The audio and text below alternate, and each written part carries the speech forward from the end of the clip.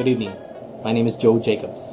How many of you have ever thrown playing cards at your friends, your relatives, in a jokingly and humorous setting? I have. How many of you have done it under the influence of alcohol, unknowingly and ignorantly, creating the perfect recipe for disaster? On May 19th, 2005, on a lazy Sunday afternoon, 4 Texas gentlemen learned firsthand that card throwing and alcohol do not mix. This is their story. Hank, to the best of your Texan ability, can you please tell us about the events that happened prior to that tragic mishap on that Sunday lazy afternoon?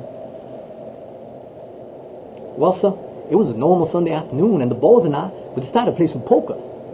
Texas Hold'em, sir, to be exact. Please, Hank, continue. And after the poker game, sir, I just started fooling like I'd done 1,000 times before. I started throwing them cards around like they were ninja stars. And the boys thought it was quite a hoot, sir. They were laughing and laughing. Hank, was there any alcohol consumption on this lazy Sunday afternoon? Yes, sir. We threw back quite a few on Sunday, sir.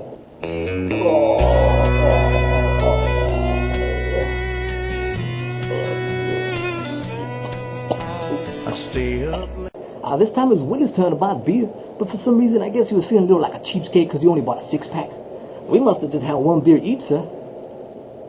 You think this tragic event affected Mr. Willie in any way?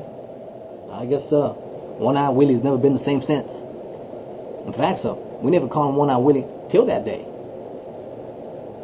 What should have been fun and games turned into a disaster when alcohol was added into the mix.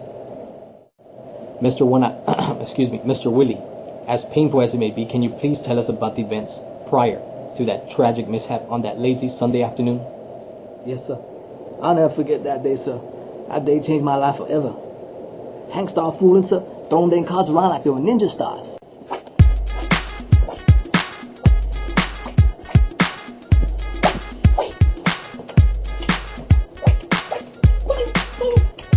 I got up, sir. I started acting like I was some kind of ninja. I started blocking them, dodging and weaving. In fact, sir, I thought I was doing a pretty good job. Until Hank threw that one card, sir. He must have thrown it at the right angle and the right speed, because I missed that card, sir. And smacked me right in the eye. Mr. Willie, was there any alcohol consumption on this lazy Sunday afternoon? I guess, sir. Every Sunday, sir, we throw down quite a few.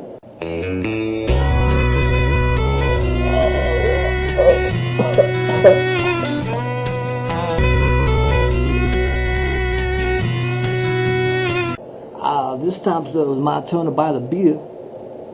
But I had to buy chicken feed, sir, for my chickens. And Hank always wants that fancy smancy beer, sir. Bud Light. So I could only afford to buy one 6-pack. So the boys and I must have had just one beer each, sir. Mr. Willie, has this tragedy affected you in any way? No, sir.